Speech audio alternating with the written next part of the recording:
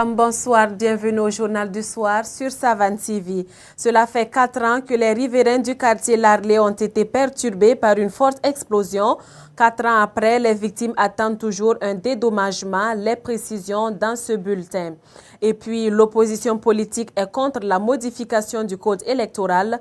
2 partis de l'opposition étaient face à la presse ce matin.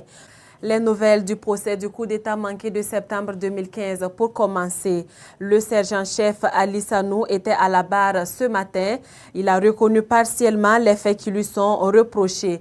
Par exemple, il reconnaît avoir été à l'hôtel Laïko, à Zorgo où la radio La Fille a été incendiée et au studio à Bazon de l'artiste Smokey. Le sergent-chef Ali Sanou dit n'avoir exécuté que les ordres de son chef, l'adjudant-chef-major Éloi Badiel.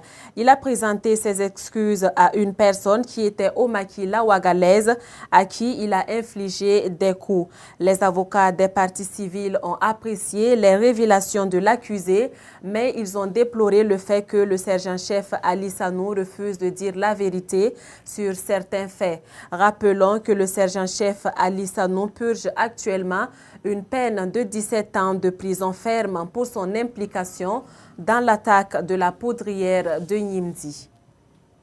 Parlons de la saison pluvieuse à présent. Les populations de la commune de Boussouma, dans la province du Boulgou, s'impatientent face à l'installation tardive de la saison pluvieuse.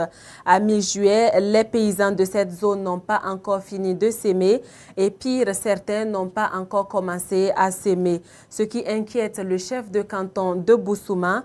Il invite les autorités à faire recours à l'opération Saga faite il y a quelques années. Il s'explique ici au micro de Siblina Kilsi.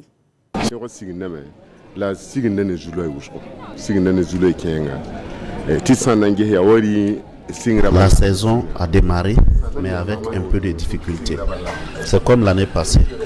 Dans certains coins, on n'a pas encore sémé. D'autres ont déjà sémé, mais il n'y a pas de pluie. Mais cette année, ça ressemble à l'année dernière. Parce que ici dans le Kourouéogo, on n'a pas bien récolté puisque la saison n'était pas bonne. Cette fois-ci, ça a démarré un peu bien, mais il y a quelques jours, la pluie s'est arrêtée. Il n'y a plus de pluie. On prie Dieu parce qu'on ne peut pas dire actuellement qu'on a tout perdu. Mais ça ne marche pas très bien comme nous le souhaitons. Les populations installées dans les aménagements des vallées de la Volta sont au bord de l'affrontement. Un problème foncier les divise. Le président du Faso, lors de son passage à l'émission 100 minutes pour comprendre de Savane Média, affirmait qu'il revenait au gouvernement de résoudre ce problème qui oppose les habitants aux propriétaires terriens dans la zone de Moktedo, dans la province du Ganzourgou. Le rappel avec Jean-Arnaud Sawadgo. L'aménagement et la mise en valeur des vallées des Volta s'inscrivent dans le cadre d'une vaste opération de colonisation agricole qui a vu le jour en 1973. Cette opération, l'une des plus importantes du Burkina Faso, a été confiée à un établissement public, l'autorité des aménagements des vallées des Volta, AVV. L'occupation du sol avait été menée de façon rationnelle avec une définition du secteur d'activité principale, zone agricole, zone pastorale, réserve forestière et programme de reboisement. Linoguin, Bané, Moktedo, Kaïbo Sud, Wayalguin ou Mankarga sont des noms qui rappellent ce projet.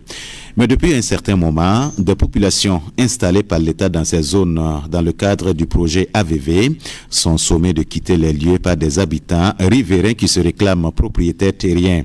Nous apprenons que ces derniers jours, la menace devient de plus en plus importante et les risques d'affrontement se font de plus en plus sentir.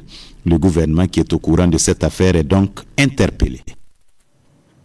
Les riverains du quartier Larlé se rappellent en ce mois de juillet l'explosion qui s'est faite entendre précisément dans l'après-midi du 15 juillet 2014. 4 ans après le sinistre qui a fait des morts, les blessés et certains habitants attendent toujours le dédommagement du gouvernement. Micheline Zongo a fait un tour dans ce quartier de l'arrondissement de Ouagadougou. Roland, la trentaine a perdu l'usage de son œil droit suite à l'explosion.